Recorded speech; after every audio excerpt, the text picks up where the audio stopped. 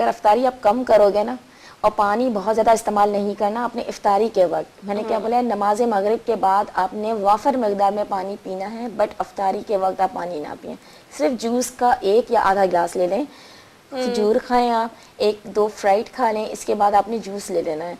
इसके बाद आप पानी नहीं पिएंगे। नमाज मगरिब के बाद जब आप पानी पिएंगे ना, तो वो आपकी एक पूरा सिस्टम एक नॉर्मल हो गया होगा आपकी, जैसे कि हम जिस्म के अंदर कहते हैं ना कि वो एनर्जी आ चुकी होगी। इसके बाद आप पानी पिएं, बहुत ज़्यादा पिएं, पानी का मना नहीं है, बट अफ्तारी के वक्त पीने से आपका जिस्म भी भारी हो जाता है और आपके जैसे ना पेन भी बहुत रहता है सर में। अक्सर ख़वातीन के पेन रहता है, वो इसलिए रहता है कि वो पानी का गलत इस्तेमाल करती हैं। अच्छा, सर दर्द इसकी वजह से भी हो सकता है? इस वजह से आप कभी एक डेमो करें या एक्सपेरिमेंट करें कि अगर आपने अफ्तारी में सिर्फ आधा गिलास जूस लिया या सिर्फ आधा गिलास पानी लिया, और इसके बाद आपने नमाज मगरिब पढ़ी, आपने 2-3 और काम किए, इसके बाद थोड़ा टाइम गुजारने के बाद आपने थोड़े थोड़े वक्फे से पानी लेना है अपने, आधा 1-1 घंटे से आपने 2-2, 3-3 गिलास लेने हैं पानी के, फिर आप देखिएगा आपके सर में दर्द नहीं होगा और इतना भारीपन भी नहीं आएगा। बिल्कुल, होता ये है कि इफ्तारी के बाद लोग उठने की हिम्मत भी नहीं करती, इवन उनसे नमाज भी नहीं पढ़ी जाती है।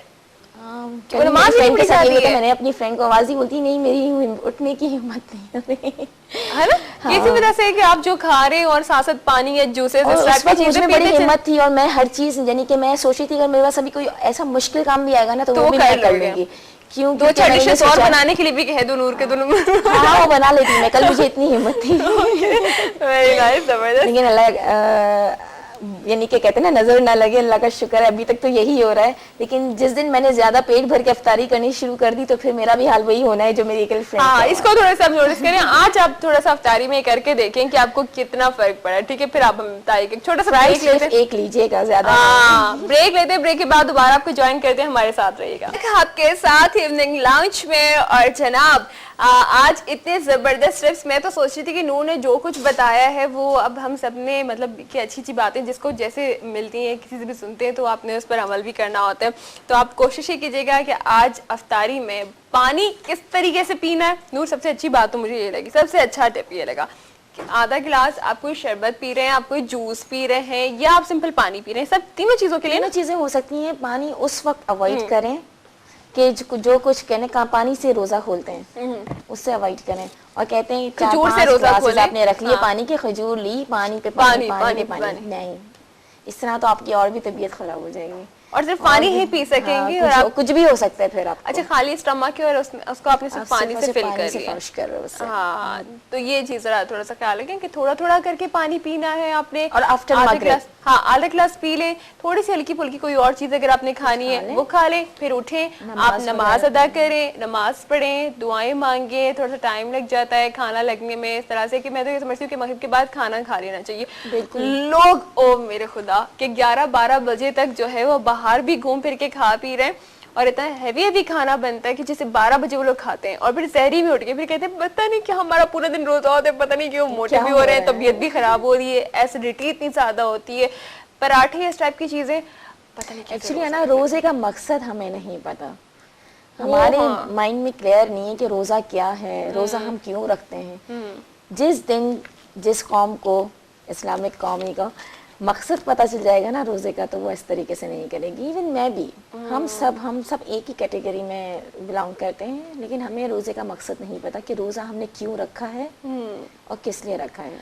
वही बात बस कहते हैं ना, जिस दिन अकल और समझ आ जाती है इंसान में तो अच्छा नूर, मैं सॉरी आपको इंटरप्ट कर रही हूँ, पता है क्या होता है कि पता सबको होता है, लेकिन लोग उसका असल मतलब समझना नहीं चाह रहे होते, वो खुद जानबूझ के उसका मतलब समझना नहीं चाह रही। अब सबको पता है कि जी रोजा हमें रखना है, जो हमें सब्र का दर्ज दे रहा होता है, जो हमें उन लोगों को दिखा रहा होता है जो हमसे मतलब बहुत ज़्यादा निचले तबके पर हैं, जिनके पास खाना मुयसर नहीं है, जिनके पास कुछ भी खाने पीने के लिए नहीं, तो अल्लाह ताला हमें वो भूख उन लोगों की महसूस करवाता है कि हम उनकी मदद कर सकें और उनको ज़्यादा से ज़्यादा इस महीने में अपने साथ शरीक करें या रोज़ा खुलवाएं।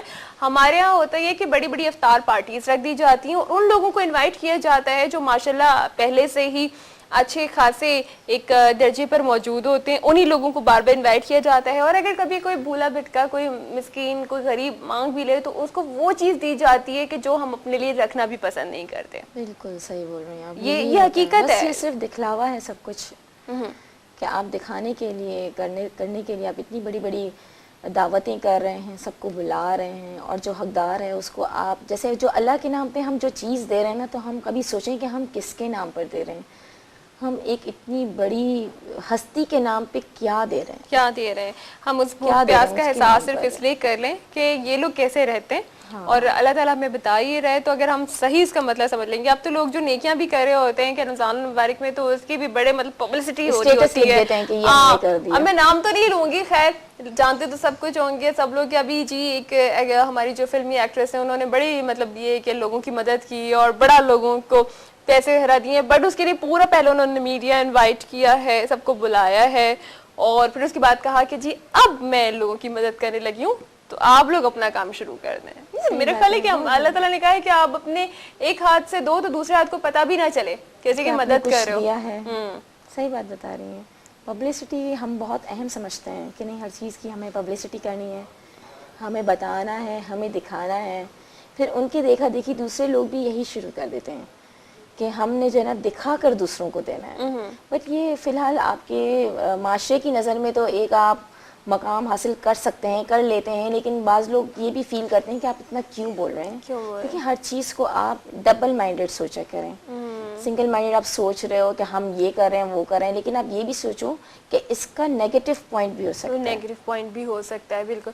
अच्छा, टाइम भी हमारे यहाँ पर बिल्कुल शो का ख़त्म हो रहा है, और मेरा मकसद ये नहीं कि हम जो सिर्फ पैसों के लिए, क्योंकि देखिए मैं कोई बहुत बड़ी नेक और जो है ना कहना चाहिए कि लोगों की मदद करने वाले हम लोग ऐसे नहीं है, लेकिन अगर हमें किसी से कोई अच्छी बात मिल रही है तो हम उसे आगे कन्वे करते हैं, कोशिश करते हैं कि हम उस पर अमल करें। इस तरह से आप तक बात पहुँचे, आप उसे आगे तक फैलाएं और लोगों की मदद करें, फिर आप दूसरों के लिए जरिया बनेंगे। जिस तरह से मुझे किसी ने सिखाया, मैं आगे एक जरिया और उस पर अमल करने की भी पूरी कोशिश।